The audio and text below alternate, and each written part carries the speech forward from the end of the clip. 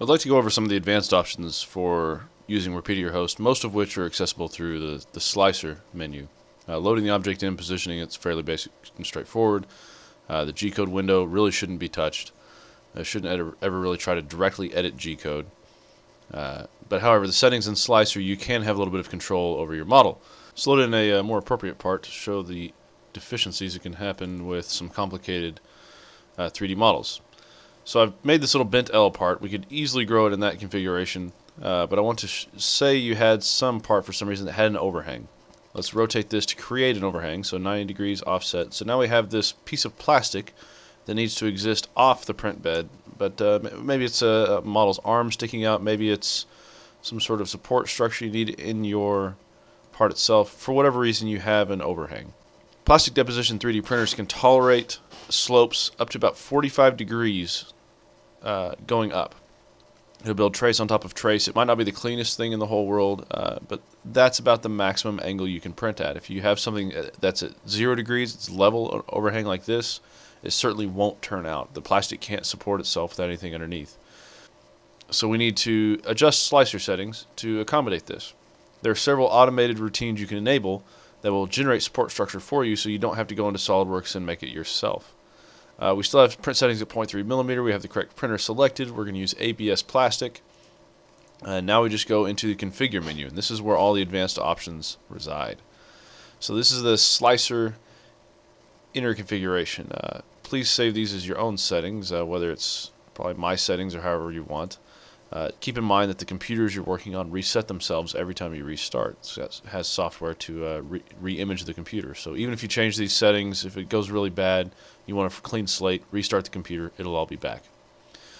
Okay, so layer height set at 0.3 millimeters, that's what we want.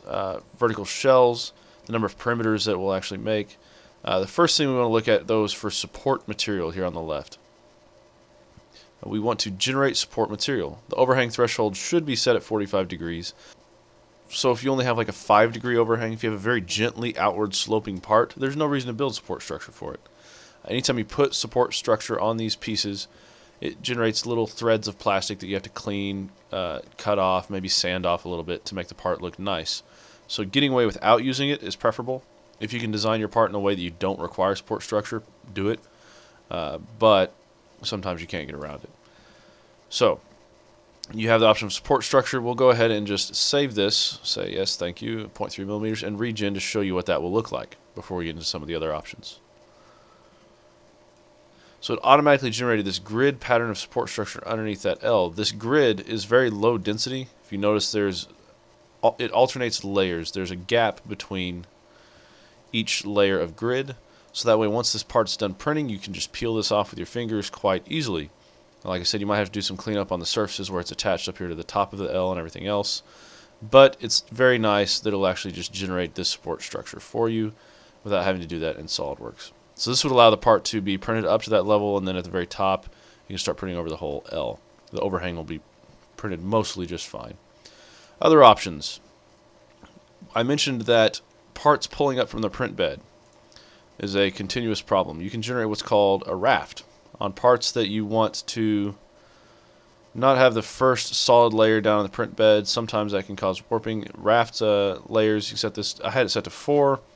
We can set that, we'll make it extreme in this case. 4 should be sufficient, but let's make it like 15 so we can actually see what it's doing. Let's also change the part that we're using. So let's load up that queen part again. Get rid of this boring L, because we've already taught you about overhangs.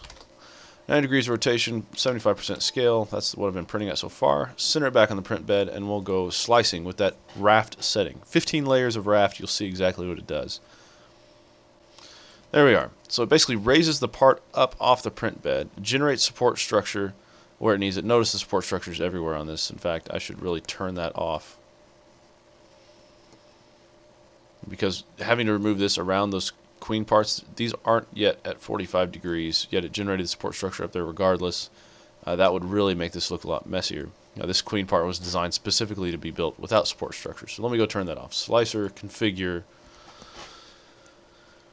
support material, turn that off. Save, thank you, close, slice again. I mean, it's not a problem to have to slice objects 4, 5, 10 times, however long you want. Sometimes they might take a long time to slice, upwards of like 10 minutes, 15 minutes, depending on the part.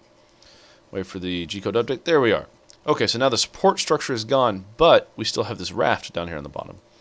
This basically will improve adhesion to the part down beneath. If this solid portion of plastic starts to warp a little, the raft almost acts like a spring and allows it to stick better. So this helps a little bit with adhesion to the bed, but the next thing I'm going to show you is really probably the best practice from what I've read about how to get things to stick to print beds. So configure, let's go turn off our raft.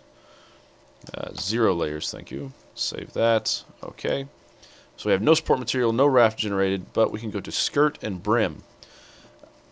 Adhesion to the print bed is really all about how much contact surface area you have in relation to the part itself. In this queen part, it's really just a bottom ring that's in contact. If I spin this around and show you, you see what the bottom surface looks like. It has this outer ring of contact here. It has little patches of contact in the middle. Other than that, there's not a whole lot. So by increasing the surface area in contact with the print bed, especially by increasing the surface area that is flexible, only a couple layers thick, it will have a much better chance of staying adhered to the print bed. And also, since it's thin, it'll be very easy to just snap this brim off when we're done. So let's make that 10 layers, 10 millimeters. We could take that down. Maybe 5 or 6 would be enough. We'll do 10 for this extreme case. You can adjust this as you see fit. So now I've got brim enabled. Slice it again. Okay, so now we have the queen crown part generated with the brim around the outside. As you can see, it's just a very broad, single layer thick piece of plastic that's going to lay down, almost like a suction cup, if you will. Lots more surface area to adhere to the print bed. This will likely improve your chances of keeping the part from pulling up on the print bed. And again, it's so thin, you'll just snap that off at the end, cut it off in an X-Acto, not in the 3D printing area. Just clean up the part in post-processing.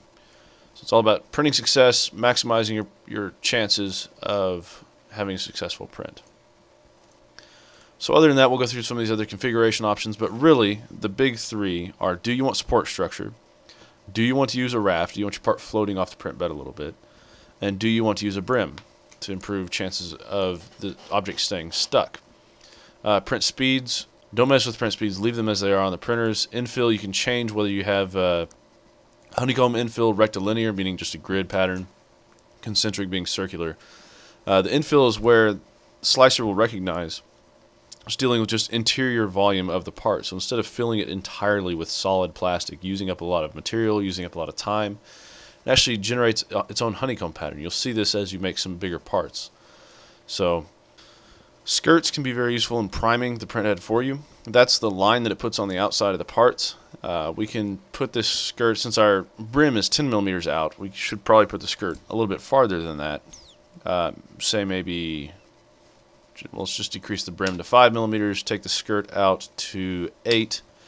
Let's do at least 3 loops, so that way we make sure the print head is good and primed before it starts actually printing. 1 layer height is fine. We'll just go ahead and save and run this.